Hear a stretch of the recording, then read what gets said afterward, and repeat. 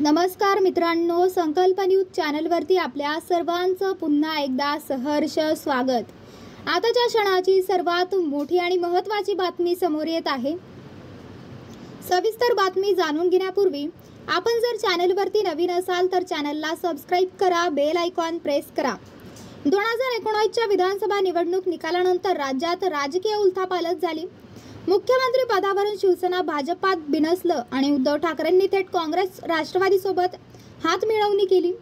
गेल्या 5 वर्षात राज्यात अनेक राजकीय भूकंप घडले। त्यात आता पुन्हा एकदा वंचित बहुजन आघाडीचे मुख्य प्रवक्ते आणि उपाध्यक्ष सिद्धार्थ मोकळे यांनी केलेल्या खळबळजनक दाव्यानंतर राज्यात चर्चेला उधाण आले आहे।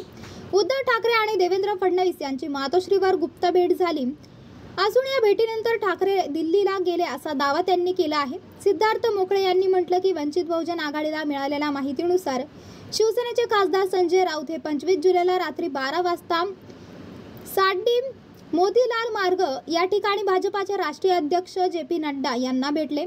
त्यानंतर 5 ऑगस्ट रोजी रात्री 12 वाजता महाराष्ट्राचे उपमुख्यमंत्री देवेंद्र फडणवीस हे मातोश्री बंगल्यावर गेले होते। स्वतः गाडी चालवत एकटे गेले। 2 तास ठाकरे फडणवीस यांच्यात बैठक झाली। त्यानंतर 6 ऑगस्टला उद्धव ठाकरे हे दिल्लीला गेले। दिल्लीत जाताना सोबत कोण कोण होते, दिल्लीत कुणाच्या गाठीभेटी केल्या हे उद्धव ठाकरेंनी जनतेला सांगावे असं त्यांनी म्हटलं आहे।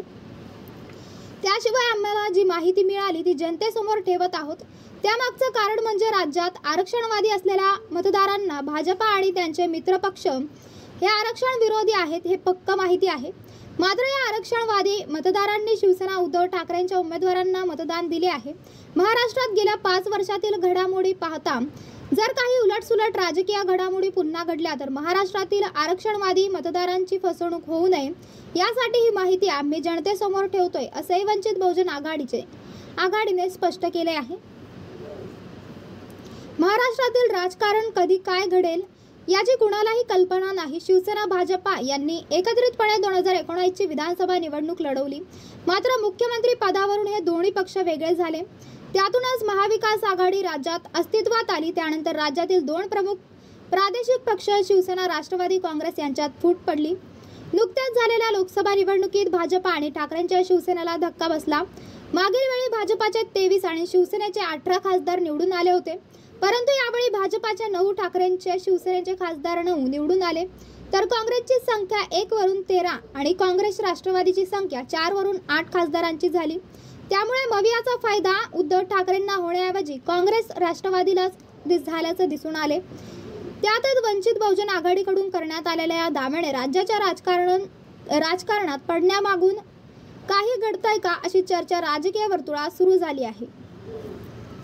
तर मित्रांनो, आपल्याला काय वाटतंय? आपली प्रतिक्रिया आम्हाला कमेंट बॉक्सच्या माध्यमातून नक्कीच कळवा आणि चॅनलला आणखीनही सबस्क्राइब केलं नसेल तर चॅनलला सबस्क्राइब करा, बेल आयकॉन प्रेस करा, जेणेकरून असेच नवनवीन व्हिडिओ व चालू राजकीय घडामोडी सर्वप्रथम आपल्याला याच चॅनलवरती बघायला मिळतील। भेटूयात पुढच्या व्हिडिओज, तोपर्यंत धन्यवाद। जय महाराष्ट्र।